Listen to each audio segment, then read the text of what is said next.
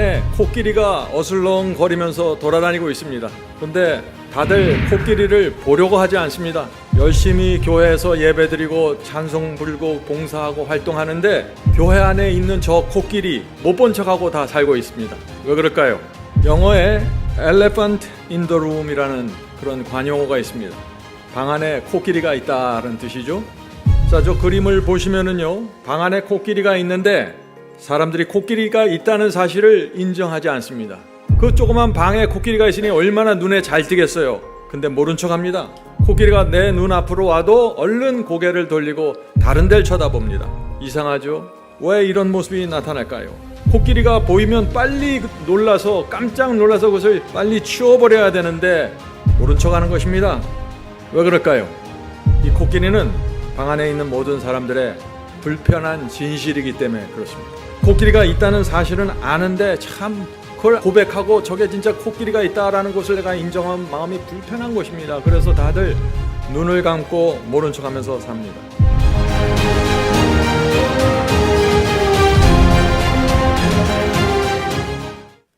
오늘은 교회 안에 있는 코끼리라는 제목의 말씀을 좀 나누려고 합니다. 자, 질문 드립니다. 오늘날 대부분의 교인들에게 불편한 진실이 있습니다. 이 진실은 저에게도 해당된다고 제가 믿습니다. 불편한 진실이 있습니다. 인정하고 싶지 않는 큰 코끼리가 있습니다. 분명히 큰 문제가 있는데 그 문제를 보지 않으려고 하고 모른 척합니다. 그 문제가 무엇일까요? 하는 질문입니다. 하나님을 믿는데 전적으로 믿고 신뢰하지 않는 것입니다. 하나님은 창조주시고 우주를 지배하는 왕인데 그분을 전적으로 우리가 믿고 신뢰하고 의지하지 못하는 것입니다. 그래서 우리 안에 이것이 불편한 진실로 늘 남아있는 것입니다. 직면하지 못하는 것입니다. 그래서 우리가 교회 안에서 또 우리가 어떤 설교를 듣기 원합니까? 주님을 믿으면 구원받는다, 은혜가 폭포수처럼 쏟아지니까 염려하지 말라, 이런 설교가 들려오면 그 설교를 붙잡고 싶고 그게 진실이기를 바랍니다. 저 말씀은 진실인데 반쪽만 진실입니다. 그래서 우리가 우리 속에서 참 안타까운 일들이 생깁니다. 왜냐하면 하나님을 전적으로 믿고 신뢰하지 못하기 때문에 우리가 인생을 살면서 조금만 어려운 일, 고달픈 일이 생기면 어떻게 돼요? 믿음을 금방 잃어버리고 순종의 길을 가지 못하는 것입니다. 문제가 생기면 자꾸 근심 걱정에 시달리고 두려워합니다. 믿음으로 전진하지 못합니다. 이것이 우리가 보고 싶지 않은 그 현실 속의 코끼리라는 것입니다. 성도 여러분, 오늘 우리가 이 문제를 좀 살피려고 합니다. 어떻게 하면 이 문제를 해결할 수 있을까? 오늘 성령께서 우리를 보여주시고 우리 자신의 모습을 보여주시고 정말 하나님을 전적으로 믿고 신뢰하고 의지하는 그 신앙으로 걸어가게 되길 제가 간절히 바랍니다. 자, 질문 드립니다. 우리가 근심 걱정할 때 하나님께서 여전히 그분의 보좌에 계십니까? 우리가 염려할 때도 하나님께서 여전히 상황을 통제하고 계십니까? 우리가 두려워서 떨고 있을 때도 하나님께서 여전히 나를 인도하고 계십니까? 하는 질문입니다. 그렇습니다. 하나님께서는 분명히 우리와 함께 계시고 인도하고 계십니다. 그래서 우리가 이것을 이해해야 되는 것입니다. 실제가 무엇이고 내가 지금 현실 속에서 느끼는 상황이 무엇인지 구별해야 된다는 것입니다. 불안한 느낌과 감정은 내 두뇌 속에서 느끼는 현상입니다. 실제는 무엇입니까? 그렇다면 하나님께서 모든 것을 다 아시고 이 상황을 지배하고 주관하고 계시다는 것입니다.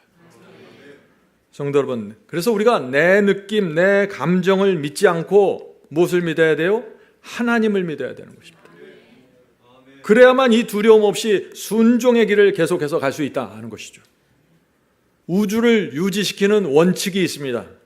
그 원칙이 어떤 것입니까? 하나님께서는 별들이 궤도에서 이탈되는 것을 통제하고 계십니다. 날마다 그것을 붙잡고 계세요. 공중에 떠 있는 저 해가 땅에 지구에 떨어지지 않도록 통제하고 계십니다. 모든 것을 다 하나님께서 통제하고 계십니다. 이것이 진리입니다. 이 진리가 저와 여러분에게도 그대로 적용된다는 것입니다. 하나님께서 지금도 내 삶의 상황을 완전하게 통제하고 계신다는 것입니다.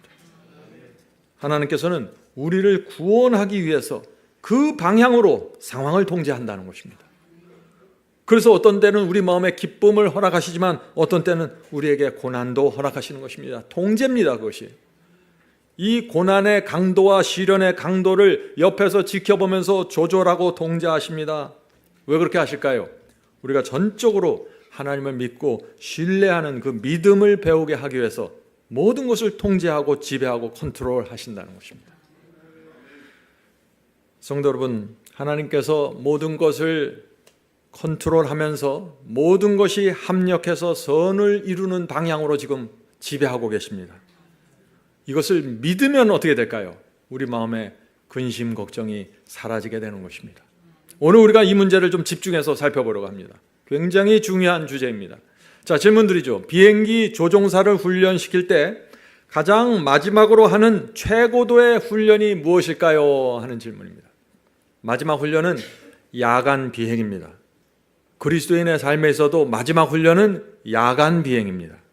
낮에 비행할 때는 어디가 땅이고 어디가 하늘이고 어디가 산이고 바다고 다 내 눈으로 구별할 수 있죠. 그래서 비행 운전하는데 문제가 없습니다. 그런데 캄캄한 밤이 되면 어떻게 될까요? 어디가 땅이고 어디가 하늘인지 구별하기가 힘듭니다. 밤에 비행하면은요, 이 비행기가 부산을 향해 가고 있다고 내가 느끼지만은 실제로는 그 비행기가 평양으로 날아갈 수 있는 것입니다. 내 느낌과 판단은 밤이 되면 완전히 혼돈스럽다는 것이죠. 그래서 우리가 야간 비행에서 이 비행사는 한 가지만을 의지해야 되는데 그것이 무엇일까요? 계기판입니다. 자기 느낌을 의지하면 큰일 납니다. 이 비행사는 단순히 저 계기판 하나만을 놓고 가야 되는 것입니다. 저 계기판은 동서남북이 흔들리지 않으니까요. 그러나 내 느낌과 감정은 계속해서 흔들리는 것입니다. 내 감정과 느낌을 부인하고 인정하지 않고 계기판 하나에 집중하는 것, 이것이 야간 비행이고 이것이 신앙에서의 최고 훈련이라고 저는 생각합니다. 그래서 우리가 인생에서 감당할 수 없는 문제들이 나타나고 캄캄해질 때 우리가 이 기도를 드려야 되는 것입니다. 주여, 앞길이 캄캄합니다. 이제 제가 야간 비행을 해야 할 때가 되었습니다. 내 느낌, 내 판단에 의지하지 않고 하나님의 말씀의 계기판만을 보면서 전진하게 도와주시옵소서. 성도 여러분, 이것이 하나님께서 가장 기뻐하는 기도가 되는 것입니다. 자, 질문 드리죠. 일이 풀리지 않고 앞길이 어두울 때 사탄이 원하는 것이 무엇일까요? 시련과 어려움이 올 때 사탄이 우리가 어떤 결정을 하게 되길 원할까요? 여러분들이 이제 답을 아실 수 있습니다. 사탄은 내 느낌과 내 감정과 내 판단을 의지하길 원합니다. 성경의 계기판을 보면서 우리가 따라가게 되기를 원치 않아요. 그래서 우리가 결국에는 불안해서 염려가 돼서 하나님의 손을 놓고 불순종의 길로 가기를 옆에서 지켜보면서 기다리고 있는 것입니다. 그래서 우리가 우리의 삶에 문제가 생기고 시련이 올 때 사탄이 우리 주변에 불신의 기운을 뿌리면서 지켜봅니다. 우리가 넓은 길로 옮겨가게 되기를 기다리고 있는 것입니다. 그러므로 앞길이 캄캄하고 보이지 않을 때 우리가 어떻게 해야 할까요? 지금 내 머릿속에서 떠오르는 걱정, 이런 두려움을 보지 말고 성경의 계기판 진리를 붙잡고 야간 비행을 해야 된다는 것입니다. 이것이 믿음입니다. 믿음이 무엇입니까? 야간 비행입니다. 자, 질문을 드리죠. 성경을 히브리어로 보면, 히브리어 성경을 보면요, 72개 이상의 하나님의 다양한 이름들이 나온다고 합니다. 성경학자들이 그렇게 말합니다. 하나님께서는 성경에서 왜 당신의 이름을 72개 이상이나 이렇게 다양하게 나타내셨을까요? 하나님께서는 아십니다. 우리 인간의 인생 속에 수많은 다양한 상황들이 벌어진다는 사실을 아시는 것입니다. 그래서 이때는 이런 이름, 저 때는 저런 이름으로 나타나면서 용기를 주고 믿음을 주려고 하시는 것입니다. 어떤 때는 욥처럼 사탄의 공격을 받고 캄캄한 밤에 야간 비행을 해야 할 때도 있다는 것을 하나님께서 아시는 것입니다. 그래서 하나님께서 인간의 모든 상황을 통제하고 주관한다는 사실을 보여주기 위해서 그때그때마다 다른 이름으로 나타나셔서 우리를 인도하신다. 이것이 성경 전체의 이야기입니다. 세상을 창조하시는 그 장면에서는 그 장면에 맞는 이름으로 하나님께서 나타나시고, 요셉에게는 그 사람에게 맞는, 그 요셉에게 맞는 상황의 이름으로 나타나시고, 아브라함에게는 그 상황에 맞는 이름으로 나타나십니다. 이것이 성경입니다. 그래서 성경에 72개 이상이나 되는 많은 하나님의 이름들이 나타난다. 성도 여러분, 이것이 무엇을 의미합니까? 이것이 무엇을 의미합니까? 하나님께서 우리를 사랑하신다는 것을 보여주는 것입니다. 하나님께서 우리에게 믿음을 주시고 용기를 주기 위해서 상황마다 자신의 이름을 바꾸면서 나는 이런 이름을 가진 하나님이다 라고 나타나신다. 그 모습을 보면 우리에게 얼마나 소망이 있습니까? 하나님께서 모든 것을 정확하게 보시고 통제하고 다 아시는 상태에서 지배하면서 들어오신다는 것입니다. 우리 눈에는 상황이 혼란스럽게 보일 수 있습니다. 그러나 하나님께서는 여전히 하늘 보좌에 앉아 계시고 모든 것을 통제하신다. 이 진리가 우리 마음에 새겨지면 어떻게 될까요? 우리의 삶이 놀라운 변화가 일어납니다. 근심, 걱정은 사라지고 하나님께서 주시는 평강으로 살아가게 된다는 것입니다. 자, 모리아 산의 아브라함에게는 하나님께서 여호와 이레로 나타나셨습니다. 하나님께서 희생 제물을 준비하시는 모습으로 나타나신 것입니다.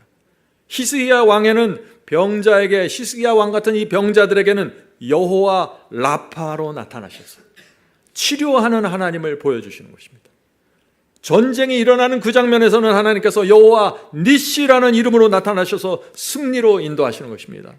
상황마다 다른 모습으로 나타난 것입니다. 그 상황에 최적화된 이름과 그 주권을 갖고 나타나시는 것이죠.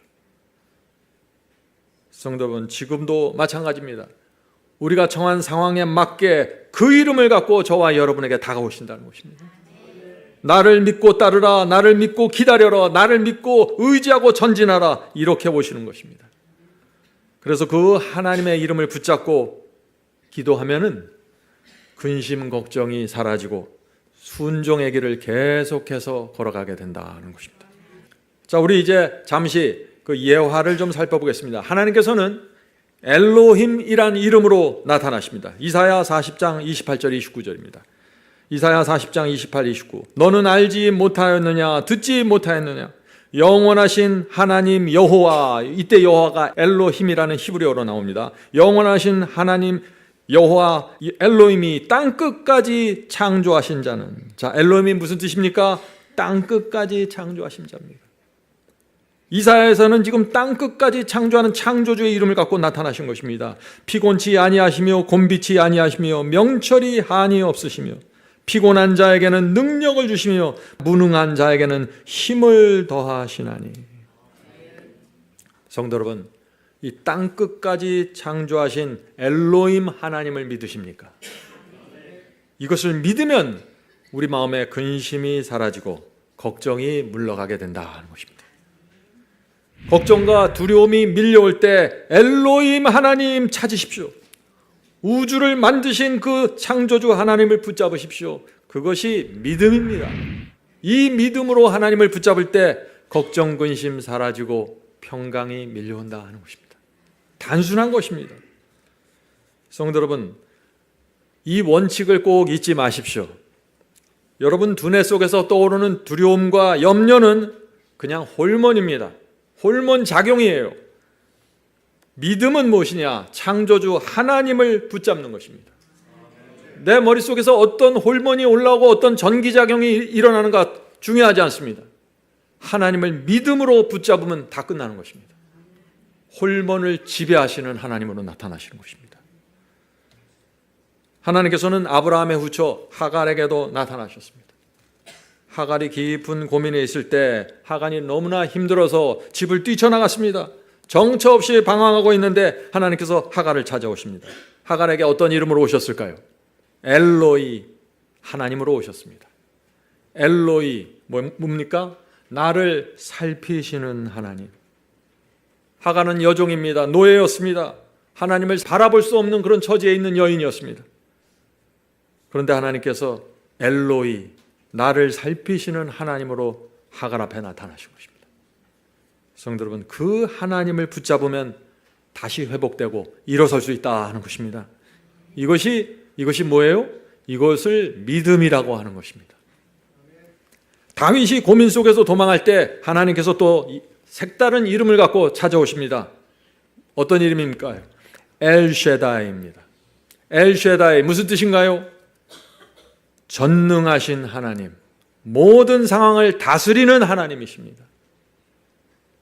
성도 여러분, 다윗처럼 걱정과 두려움 속에 쫓겨다니십니까? 엘쉐다이를 찾으십시오. 하나님께서 그 이름을 갖고 여러분을 찾아오게 될 것입니다. 전능하신 하나님께서 모든 상황을 다스린다. 엘쉐다이로 찾아오는 것입니다. 이것을 믿는 것이 믿음입니다. 자, 중요한 질문을 드리죠. 왜 우리가 하나님을 믿음으로 걱정과 두려움을 물리치는 이 신앙을 반드시 배워야 할까요? 이것은 배워도 좋고 안 배워도 좋은 게 아니에요. 무조건 배워야 합니다. 이 두려움과 걱정과 염려를 물리치는 이 믿음 무조건 배워야 합니다. 왜 그럴까요? 지금은 특별히 마지막 시대이기 때문입니다. 이제 주께서 오십니다. 주께서 오신다는 것이 무슨 의미입니까? 예수께서 재림하시기 전에 우리가 마지막 환난을 통과한다는 것입니다. 성도 여러분, 그래서 우리가 지금 믿음이 무엇인지 정확하게 알고 이것을 배워야 한다는 것입니다. 자, Desire of Ages 121페이지 보겠습니다. 하나님과 사탄의 마지막 전쟁이 일어나고 계시록 13장의 환란이 일어날 때, 계시록 13장의 환란은 어떤 환란이죠? 짐승의 표 환란이죠. 환란이 일어날 때 하나님께 충성하는 자들은 세상의 모든 생계 방도가 끊어지게 됨을 보게 될 것이다. 누구에게 생계가 끊어진다고요? 하나님께 충성하는 자들. 하나님을 버리고 불순종하는 자들에게는 생계가 끊어지지 않아요. 그들은 짐승의 표를 받고 먹고 살면 되니까. 그러나 하나님께 충성하기로 결정한 이 성도들은 마치 그들의 눈과 느낌 속에서 모든 생계의 수단이 끊어지게 된다는 것을 보게 될 것이다. 세상과 짐승의 권세를 거절하고 하나님의 말씀과 계명에 순종하려고 하는 자들은 매매하는 일을 금지당하게 될 것이다. 그들에게 결국 사형에 처하라는 명령이 내려질 것이다. 요한계시록 13장 11절부터 17절을 보라. 요한계시록 13장에 이 장면이 정확하게 나타나 있죠. 주께서 재림하시기 전에 유사 이래 없던 큰 환란이 일어난다고요. 성도들은 매매를 금지당하게 되고 먹고 살 길이 완전히 막히는 것처럼 느껴지게 될 것입니다. 두뇌의 변형계에서 어떤 일이 생길까요? 두려움과 걱정의 홀만들이 쏟아져 나올 것입니다. 그때 필요한 것이 뭐예요?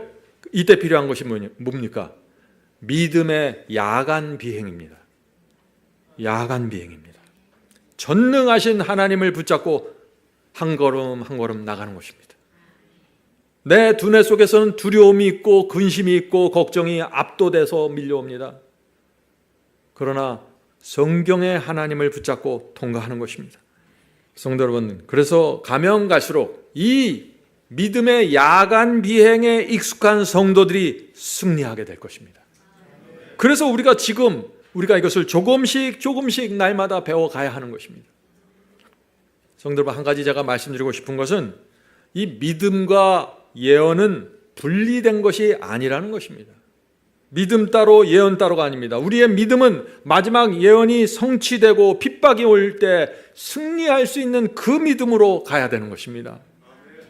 그래서 그 믿음으로 계시록의 모든 시련을 통과하고 재림을 준비하고 재림을 맞이하게 되는 것입니다. 그래서 믿음과 예언이 함께 가는 것입니다.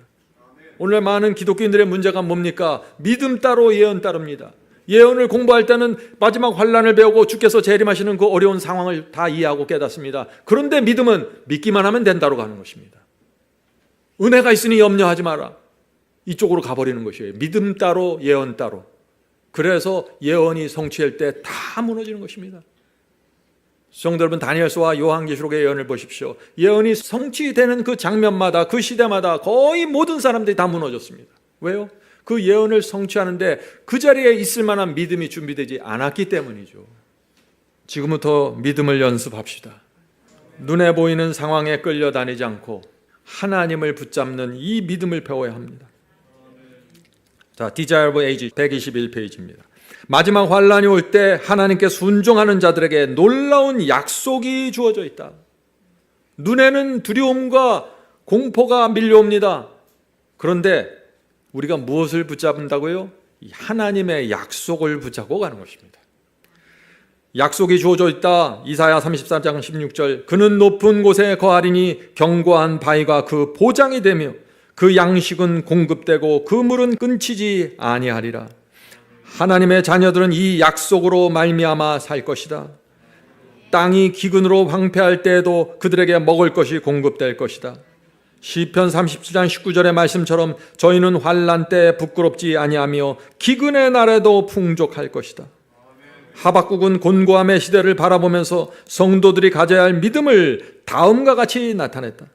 비록 무화과 나무가 무성치 못하고 포도나무에 열매가 없으며 감람나무에 소출이 없으며 밭에 식물이 없으며 우리의 양이 없으며 외양간에 소가 없을지라도 나는 여호와를 인하여 즐거워하며 나의 구원의 하나님을 인하여 기뻐하리로다. 성도 여러분, 이것이 야간 비행을 하는 믿음입니다. 고난과 시련이 몰려올 때 하나님의 약속을 붙잡고 두려움에서 즐거움으로 건너가는 것입니다. 여기 분명히 나오지요. 외양간에 양이 없고 소가 없고 열매가 없고 다 없습니다. 그런데 나의 구원의 하나님을 위하여 기뻐하리로다. 이것이 야간 비행의 믿음입니다. 왜요? 어떻게 우리가 이것을 이렇게 할 수 있습니까? 이것이 심리 조절입니까? 아닙니다. 하나님의 전지전능한 능력과 지혜와 사랑을 믿고 신뢰하기 때문에 내 마음속에 은은히 하늘의 평강이 밀려오는 것입니다. 자, 질문 드리죠. 사탄은 마지막 환난에서 우리를 어떻게 무너뜨릴까요? 이제 여러분들이 점점 이 실체를 아시겠죠. 사탄은 우리의 두뇌 속에서 염려와 두려움의 호르몬이 쏟아지게 만들 것입니다. 사람들이 와서 이런저런 말을 하죠. 가족들이 얘기합니다. 주변에서 상황이 그렇게 내 눈에 보입니다. 그때 우리가 투쟁하게 되는 것입니다. 우리 마음속에 큰 투쟁이 일어나는 것입니다. 어떤 투쟁입니까? 전능하신 하나님을 내가 믿을 것인가? 아니면은 내가 느끼고 보는 이 염려와 두려움의 이 느낌을 믿을 것인가? 이것이 마지막 투쟁입니다.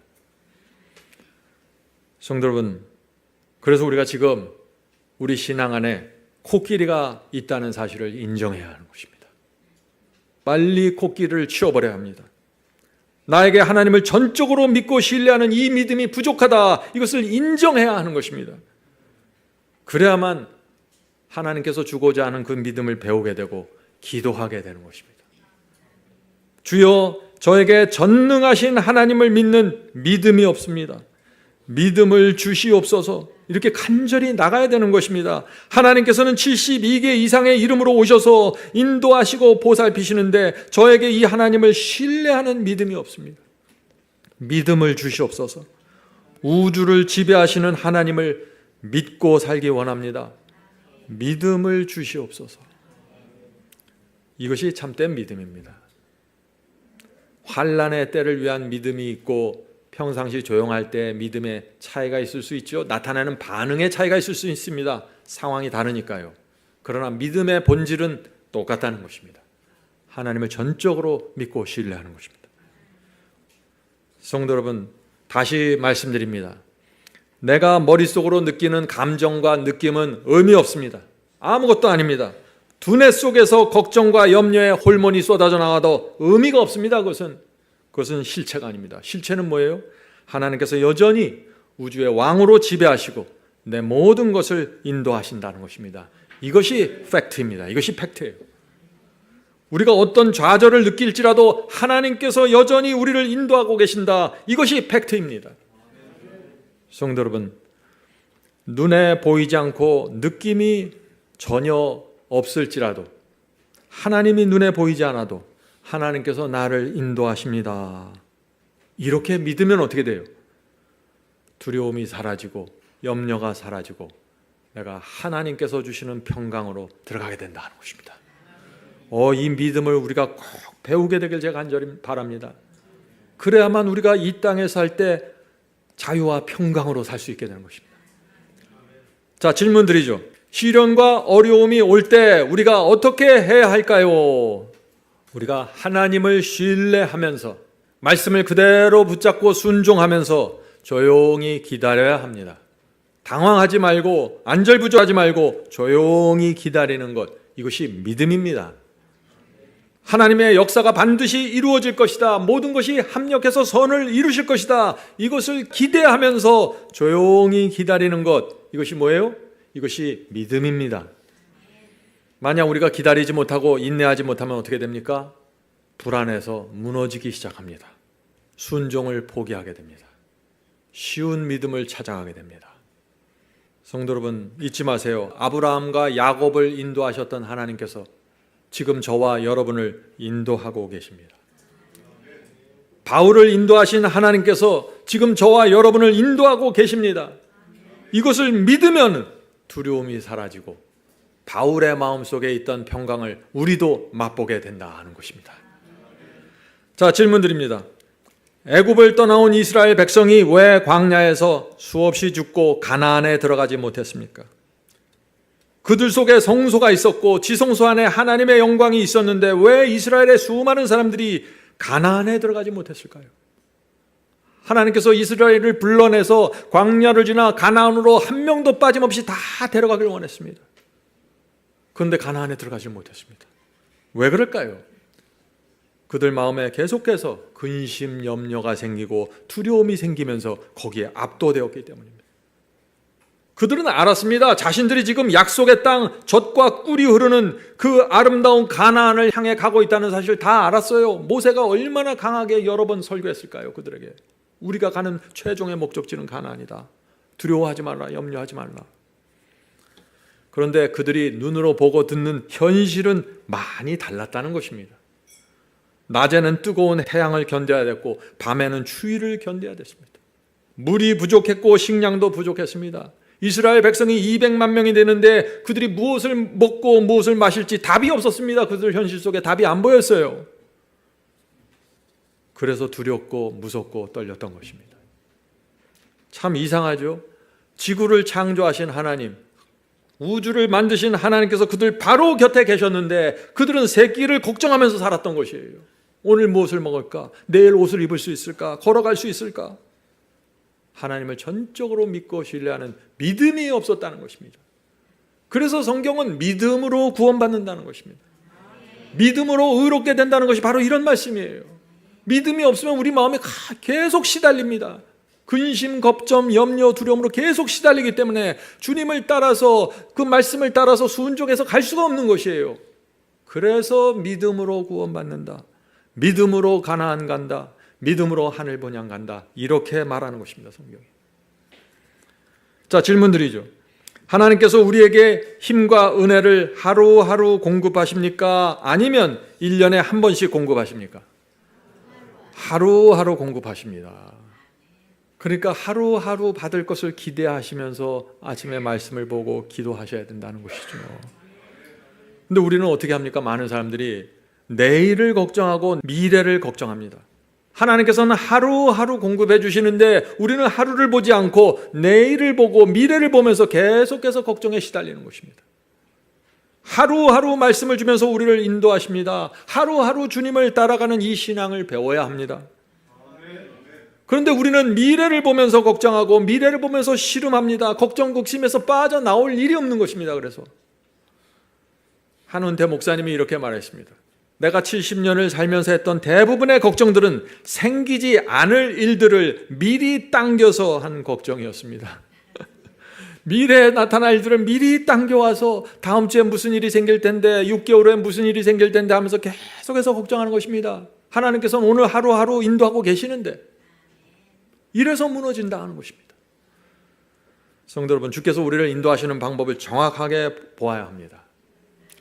자, 미국의 한 기관에서 근심, 걱정, 우리 인생에 나타나는 근심, 걱정에 대한 그 분석을 했습니다.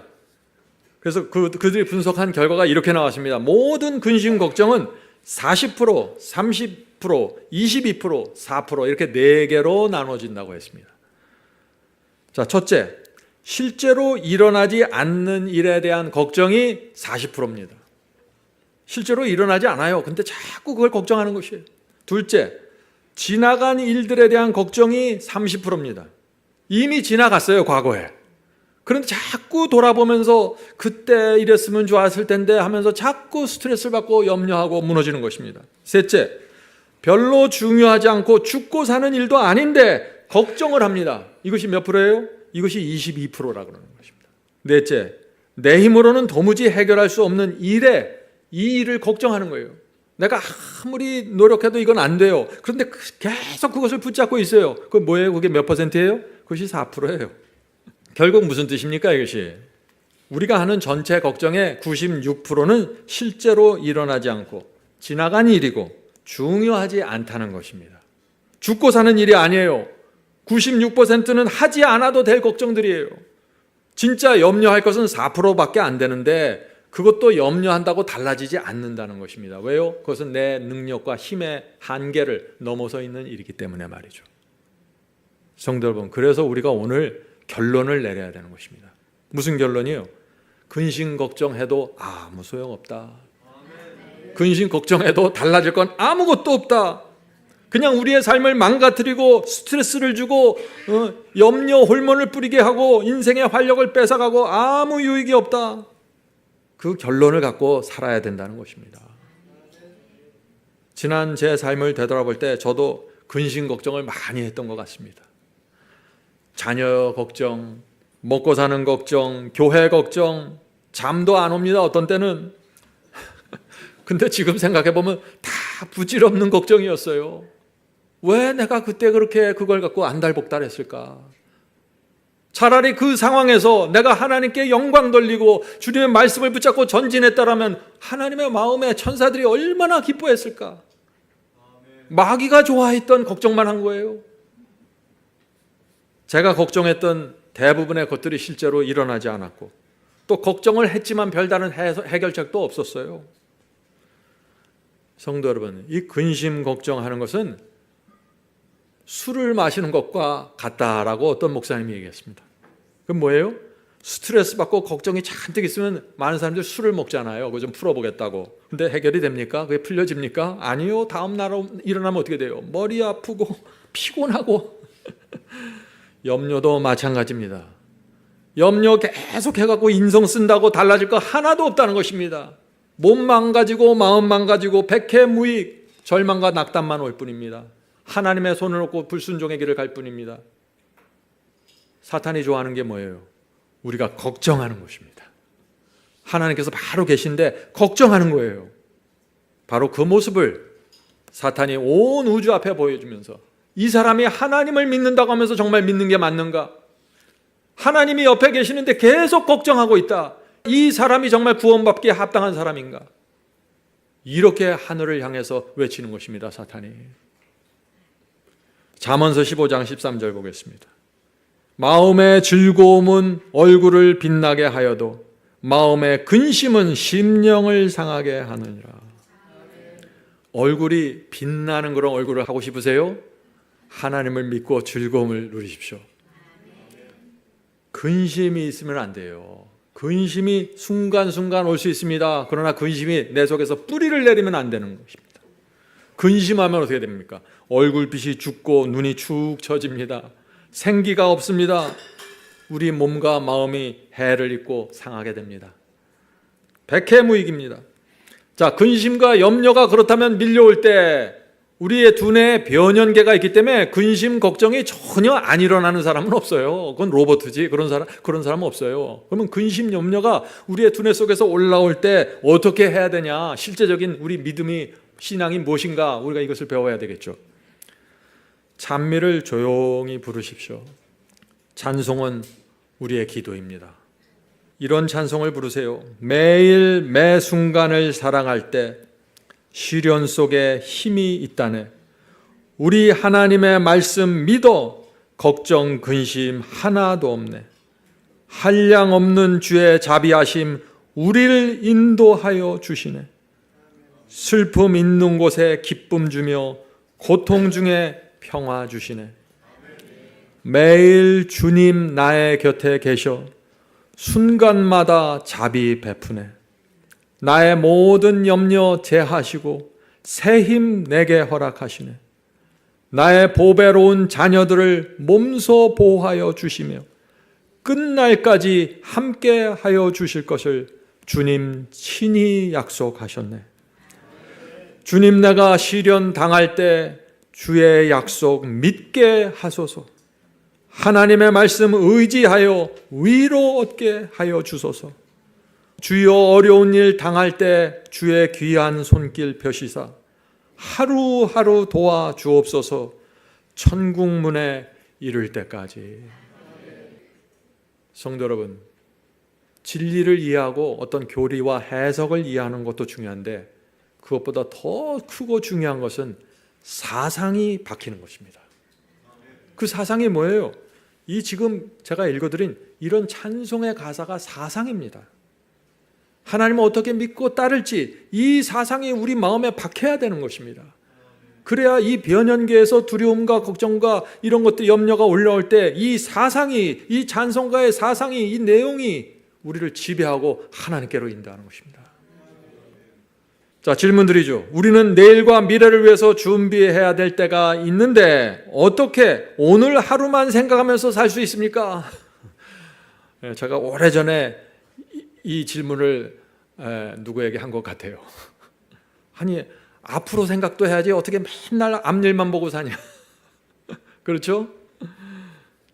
염려하지 마십시오. 하나님께서 우리 상황을 보실 때 우리가 내일과 미래를 위해 반드시 준비해야 할 것이 있으면 하나님께서 그 일을 대처할 수 있는 힘과 지혜를 오늘 주십니다. 모든 것은 오늘 주시는 거예요.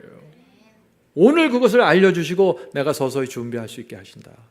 그런데 하나님께서 오늘 내게 그 생각과 지혜와 힘을 주시지 않으면 하나님께 맡기고 전진하라는 것입니다. 마태복음 5장 36절입니다. 내 머리로도 하라. 머리 쓰지 말라. 잔머리 쓰지 말라. 이는 내가 한 머리카락도 희고 검게 할 수 없음이라. 머리에 나오는 이 머리털 내 마음대로 안 되잖아요. 아, 정말 검은 머리가 나오고 싶은데 자꾸 흰 머리가 나오는 거, 이거 내 마음대로 안 되잖아요, 이거. 근데 자꾸 그걸 걱정하는 거예요. 왜 흰머리가 자꾸 많아지지? 걱정한다고 달라질 게 하나도 없는데 말이죠. 예수께서 무엇을 말씀하십니까? 이 머리카락을 말하는 겁니다. 내가 내 능력으로 할 수 있는 것과 할 수 없는 것을 구별하라는 것입니다. 할 수 없는 것을 붙잡고 실갱이 하지 말라는 것이에요. 네가 하지 못하는 것은 내게 맡겨라 하는 것입니다. 근데 우리는 우리 일도 내가 하고 하나님께 맡겨야 될 것도 안 주고 내가 다 해요. 그러니까 어떻게 돼요? 얼굴이 축 늘어지는 거죠. 먹구름이 밀려옵니다. 마태복음 6장 27절부터 32절입니다. 유명한 말씀이죠. 너희 중에 누가 염려함으로, 예수께서 이 염려하지 말라는 걸 계속 말씀하시는 것이에요. 염려함으로 그 키를 한 자노 더할 수 있느냐? 또 너희가 어찌 의복을 위하여 염려하느냐? 들의 백합화가 어떻게 자라는가 생각하여 보라. 수고도 아니하고 길쌈도 아니하느니라. 오늘 있다가 내일 아궁이에 던지는 들풀도 하나님께서 이렇게 입히시거든 하물며 너희일까 보냐. 믿음이 적은 자들아. 결국 염려를 말하면서 믿음을 말하고 있는 것입니다. 하나님께서 다 컨트롤하고 통제하고 지배하시는데, 들풀까지 지배하시는데 하물며 너희일까 보냐. 왜 그렇게 나를 믿지 못하니? 그 말씀을 하시는 것입니다. 그러므로 염려하여 이르기를 무엇을 먹을까 무엇을 마실까 무엇을 입을까 하지 말라. 이는 다 이방인들이 구하는 것이라. 너희 천부께서 이 모든 것이 너희에게 있어야 할 줄을 아시느니라. 하나님께서 다 아십니다. 하나님이 꼭 생각하지 못할까 봐 우리가 자꾸 불안해요. 하나님 이거 아시죠? 꼭 해결해 주셔야 됩니다. 다 아시는데 하나님을 믿고 맡기려면은 완전히 맡겨야 됩니다. 걱정의 짐을 하나님께 드렸다가 뺏어왔다 드렸다 뺏어왔다 하면 이 걱정이 사라져요? 안 사라져요? 안 사라져요. 어떤 분들은 아침에 기도할 때 주님께 짐을 맡깁니다. 주님 오늘 이 짐 꼭 가져가 주세요. 그런데 오후가 되면 그 짐을 다루고 챙겨옵니다. 아무래도 불안합니다. 제가 하겠습니다. 이래서 인생이 계속 오르락내리락 하는 것입니다. 그래서 옛날에 이제 처음 주님을 제가 믿고 살아갈 때 저희 집사람이 저한테 그래요. 오전에는 그리스도인이었는데 오후는 아니래. 왜 그래요? 짐을 내가 줬다 빼서 오니까 믿음을 배우지 못한 것입니다. 하나님을 전적으로 믿고 신뢰하는 믿음 말이죠. 시편 55편 22절입니다. 내 짐을 여호와께 맡겨 버리라. 우리 짐을 이 우주의 창조자 여호와께 완전히 맡기라는 것입니다. 그것이 근심에서 해방되고 순종을 능력 있게 가는 길입니다. 여호와는 전능하신 하나님입니다. 여호와를 믿고 맡겨야 됩니다. 이것이 시편 52편 22절입니다. 자, 다시 읽겠습니다. 내 짐을 여호와께 맡겨버리라. 너를 붙드시고, 이렇게 맡겨버려야 주께서 우리를 붙드실 수 있다는 것입니다. 너를 붙드시고 의인의 요동함을 영영히 허락지 아니하시리로다. 이것이 우리 인생을 승리와 평강으로 이끄는 비결입니다. 여호와께 짐을 완전히 맡기고 앞을 보면서 힘차게 전진하십시오. 이것이 승리하는 믿음입니다. 생각하면 얼마나 단순해요. 이 우주에 우리가 믿을 수 있는 가장 확실한 분이 거기 계신데 이걸 안 맡기고 짐을 넘겨드리지 않고 다 끌어안고 가는 것이에요.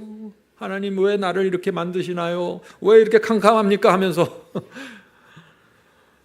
신명기 29장 5절 보겠습니다. 신명기는 어떤 말씀이 나냐? 하나님께서 우리를 하루 단위로 인도하시지만 어떤 부분에 가서는 하나님께서 인생 전체를 약속하면서 책임지신다는 것입니다. 자, 신명기 29장 5절. 주께서 40년 동안 너희를 인도하여 광야를 통행케 하셨거니와 너의 몸에 옷이 낙지 아니하였고 너의 발에 신이 헤어지지 아니하였으며 먹을 것은 만나로 날마다 하루하루 공급하셨습니다. 그렇죠? 그런데 옷과 신발은 가나안 땅에 들어갈 때까지 40년 동안 낡거나 구멍나지 않게 하나님께서 능력으로 유지시켜 주셨다는 것입니다. 어떤 것은 하루하루, 어떤 것은 능력으로 인생 전체, 이것입니다. 그래서 하나님께서 우리를 인도하실 때 확실하다는 것입니다. 완전한 하나님의 계획을 세우시고 그 놀라운 지혜로 계획을 세우시고 우리를 인도하신다. 우리의 성향과 성품과 기질을 보면서 말이죠. 가장 합당한 완전한 마스터 플랜을 놓고서 인도하신다는 것입니다. 그래서 우리가 믿을 수 있는 것입니다. 자, 질문 드리죠. 하나님께서 우리가 이 땅에서 고생하고 근심하는 것을 왜 허락하십니까? 우리가 이런 일이 생기면 그렇게 고민이 되고 염려가 되는데 왜 이런 일을 허락하십니까? 우리가 고민하고 두려워하는데 왜 시련과 고난을 치워버려 주지 않으십니까? 이 질문을 많은 사람들이 하죠. 예레미야 애가를 보겠습니다. 예레미야 애가 3장 33절. 가장 시련과 두려움과 고난이 올 때 하나님의 본심을 놓치지 말라는 것입니다. 주께서 인생으로 고생하며 근심하게 하심이 본심이 아니시로다. 주께서 어떤 일을 허락하셨어요? 장사가 흔들립니다. 가정이 흔들려요. 그러면 우리가 다 걱정하고 근심할 줄 아는데 허락하십니다. 그런데 그것이 본심은 아니라는 것이에요. 목적이 있기 때문에. 아무리 힘들더라도 하나님의 본심을 의심하지 마십시오. 하나님의 본심은 우리를 힘들게 하고 고생시키는 것이 아니라 하는 것입니다. 아니, 이 세상 어떤 부모가 자식이 고생하고 근심하게 하는 것을 좋아하겠어요? 그걸 원하겠습니까? 그러나 어떤 때는 우리 부모가 자녀에게 그것을 허락할 때도 있다는 것입니다. 왜요? 그 자식을 위해 그것이 최선의 선택일 때는 어쩔 수 없이 하는 것입니다. 예레미야 29장 11절 13절. 나 여호와가 말하노라. 너희를 향한 나의 생각은 내가 아나니. 내 생각은 내가 알아. 너희는 몰라. 내 생각은 내가 아나니 재앙이 아니요 곧 평안이요 너희 장래에 소망을 주려 하는 생각이라. 이것이 하나님의 본심입니다. 평안과 소망을 주는 것 하나님의 본심입니다. 계속해서 읽겠습니다. 너희는 내게 부르짖으며 와서 내게 기도하면 내가 너희를 들을 것이요. 우리가 고난 속에서 큰 짐에 눌려서 염려할 때 뭘 하라는 것이에요? 하나님을 찾아와서 부르짖고 기도하라는 것입니다. 염려하고 짐을 끌어안고 가지 말고 기도하라는 것이에요. 너희는 내게 부르짖으며 와서 내게 기도하면 내가 너희를 들을 것이요 너희가 전심으로 나를 찾고 찾으면 나를 만나리라. 우리가 전심으로 하나님을 찾고 찾으면 만나는 그때가 언제입니까? 고난 속에서 깊은 고민에 빠질 때, 그때 찾고 찾으면 그때 만날 수 있는 상황이, 최적의 상황이 마련된다. 지금 이 말씀을 하고 계신 것입니다. 우리가 너무 고통스러울 때는요, 우리가 하고 싶은 기도와 소원을 글로 하나님께 편지로 남기십시오. 하늘에 계신 아버지, 너무나 고통스럽고 힘들어서 기도드립니다. 주의 말씀과 약속을 붙잡고 간구하오니 인도해 주시옵소서. 주여, 제 힘으로는 아무것도 할 수 없는 상황입니다. 캄캄합니다. 이 짐을 주님께 맡기오니 받아 주시옵소서. 저를 짓누르는 문제의 처음과 끝을 아시는 창조주 하나님이시여, 제 영혼의 고민을 맡기오니 받아 주시옵소서. 제가 주님을 믿음으로 평안에 들어가길 소원합니다. 도와주시옵소서. 우리가 정말 이렇게 간절한 마음으로 기도했으면 어떻게 돼요? 짐을 넘겨드리고 쉬어야 되잖아요. 근데 많은 사람들이 어떻게 해요? 이렇게 기도하고 다시 짐은 자기가 끌어안고 걱정 근심하면서 갑니다. 그래서 이게 해결이 안 되는 것이에요. 너희 짐을 맡겨버리라. 이 마귀가 가장 싫어하는 것이 무엇일까요? 믿음입니다. 주님께 짐을 맡기는 이 믿음을 우리가 배우기 시작할 때 마귀가 제일 싫어합니다. 왜요? 이 믿음을 배우면 우리의 신앙이 놀라운 차원으로 올라가 버리기 때문이죠. 죄짐 맡은 우리 구주 찬송 아시죠? 이 찬송을 부르면서 주님께 짐을 맡기십시오. 죄짐 맡은 우리 구주, 우리의 죄의 짐을 주께서 맡으시는 구주라는 것이죠. 죄짐 맡은 우리 구주, 어찌 좋은 친구인지. 아니, 친구가 있는데 내가 무거운 짐만 있으면 그 친구가 와서 다 자기가 등에 지고 가겠다는 거예요. 그런 친구가 어디 있어요, 이 세상에. 우리 구주가 그런 분이라는 것입니다. 걱정 근심 모든 것을 고한 사람 복받네. 주께 고하지 않는 고로 복을 얻지 못하네. 사람들이 주님 앞에 어찌 아니 고하나. 시험 걱정 모든 괴로움 없는 사람 누가 있는가? 부질없이 낙심 말고 기도드려 고하세. 그렇죠? 기도를 통해서 넘겨드리는 것입니다. 이런 진실하신 친구 찾아볼 수 있을까? 우리 약함 아시오니 어찌 아니 고하나. 근심되는 무거운 짐을 아니 진 자 누군가? 무거운 짐 안 진 사람 없다는 것이죠. 피난처는 우리 구주 예수 기도드려 고하세. 세상 친구 멸시하고 너를 조롱하여도 예수 품에 편히 안겨 위로하심 받겠네. 아멘. 성도 여러분, 주님께서 우리를 인도하실 때 우리 등에 있는 그 무거운 짐을 네가 지면서 나를 따라와라, 이렇게 안 하신다는 것입니다. 주께서 우리를 인도하실 때 먼저 우리의 짐을 먼저 받고 인도하신다는 것입니다. 그래야 우리가 가볍게 따라올 수 있잖아요. 우리가 이 원칙을 정확하게 알아야 주님을 따라가는 것이 무엇인지 이해를 하게 돼요. 좁은 길이라고 해서 사람들이 다 자기가 짐을 지고 힘들게 걸어간다고 생각하는 것이에요. 착각입니다. 오해예요, 그건. 베드로전서 5장 7절입니다. 너희 염려를 다 주께 맡기라. 너희 염려 중에 몇 가지 골라서 내게 주어가 아니라 다 주께 맡겨라. 이 맡기라는 말이 영어로 cast입니다. cast. 주께 던지라는 것이에요. 낚싯줄을 던지듯이 쫙 던져버리라는 것입니다. 다 주께 맡기라. 이는 그가 너희를 돌보심이라. 맡겨야 주께서 우리를 돌보실 수 있어요. 주께서 염려를 맡아주시려고 하는데 우리가 주님께 짐을 다 던지지 못하면 어떻게 돼요? 그 짐을 다 내가 짓고 가게 되는 것입니다. 그래서 그리스도인들이 인생이 힘들다 하는 거예요. 염려를 다 주께 던지라. 무슨 뜻입니까? 그 염려의 짐을 내게서 완전히 분리시켜 버려라 하는 것입니다. 염려가 나에게 분리돼야 돼요. 그래야만 주께서 나를 즐거움으로 평강으로 인도하실 수 있다는 것입니다. 성도 여러분, 오늘 확실하게 모든 근심과 염려의 짐을 하나님께 맡겨야 되는구나. 그래야 주께서 나를 인도하실 수 있구나. 이 공식을 정확하게 우리의 머리에 박으십시다. 우리는 한 가지 방법을 생각하고 이것이 안 된다 하고 좌절하는데 하나님께서는 1000가지 방법을 갖고 우리를 좀 지켜보고 계세요. 그러니까 이게 넘겨드려야 되는 것이에요. 우리 머릿속에는 한 가지 방법밖에 없어요. 그 길이 막히면 끝났다고 생각하는 거예요. 그런데 하나님께서는 1000가지 방법을 갖고 내게 맡겨 이렇게 얘기하신다는 것입니다. 우리가 자꾸 잊어버려요. 우리는 피조물이고 하나님은 창조주인데 하나님과 나를 동급으로 보고 생각해요.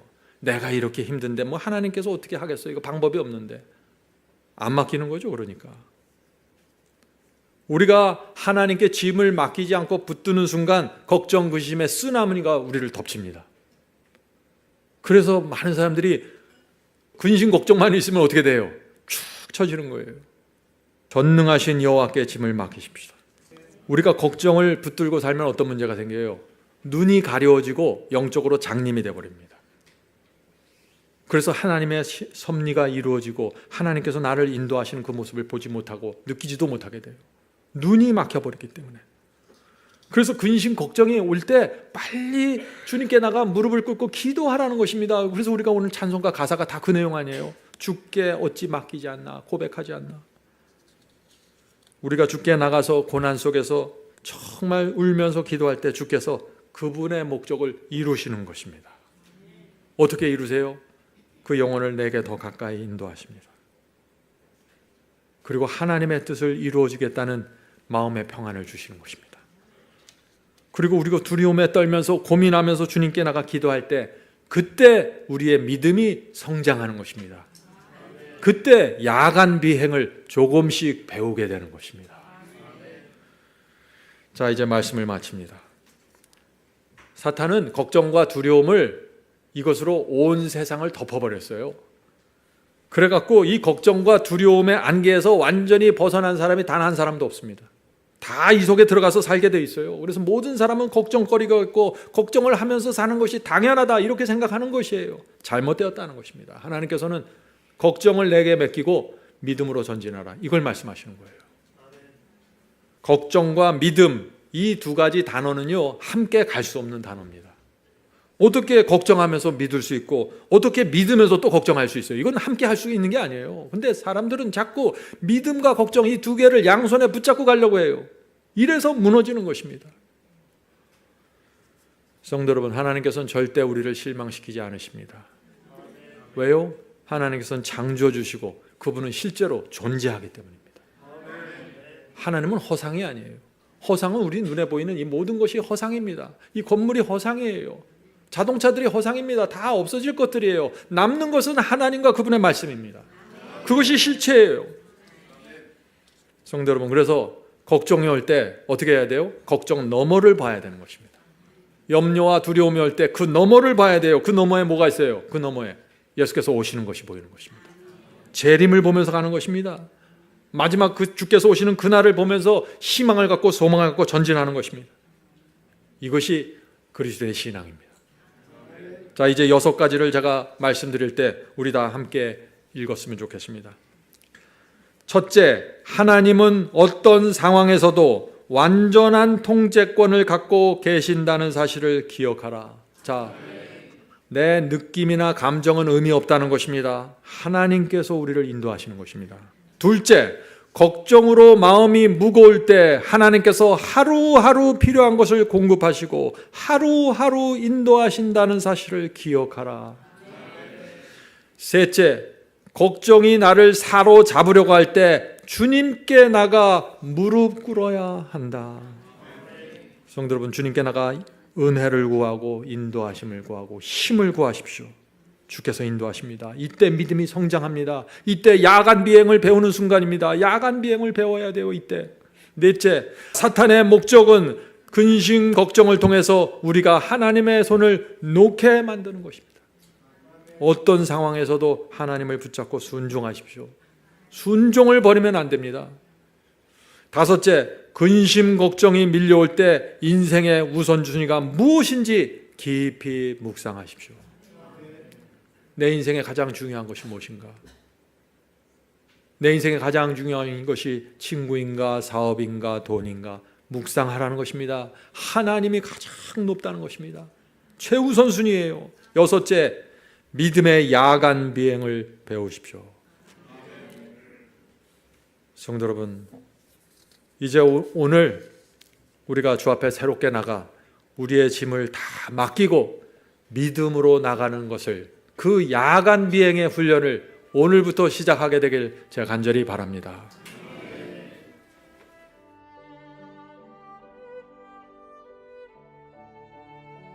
하늘에 계신 저희들의 아버지, 믿음의 야간 비행을 배우길 소망합니다. 가르쳐 주시옵소서.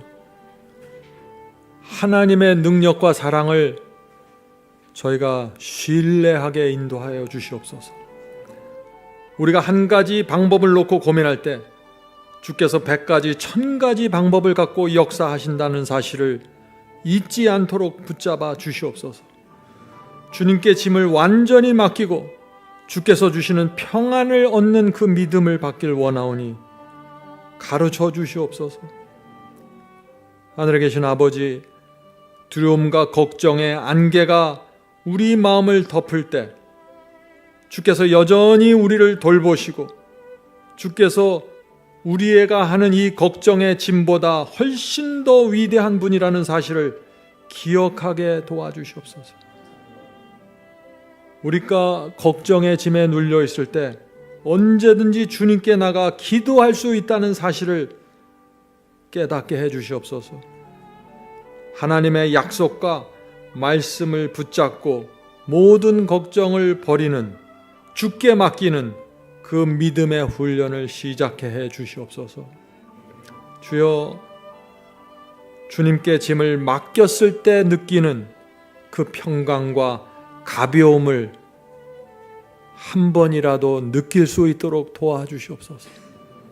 그 느낌을, 하늘이 주는 그 느낌을 저희가 잊지 않도록 하시고 계속해서 그 평강과 자유를 이 땅에서 맛보면서 살 수 있도록 허락해 주시옵소서. 주여, 주께서 저에게 진리를 허락해 주셨습니다. 이 진리를 붙잡고 이 세상을 살아가려면은 수많은 고난과 걱정과 염려에 밀물이 밀려오게 됩니다. 주여, 이제 믿음을 배우길 원합니다. 어떻게 믿음으로 이겨내고 승리하는지 하나님께 매달리길 원합니다. 가르쳐 주시고 인도해 주시옵소서. 예수 그리스도의 이름으로 간절히 기도드립니다. 아멘.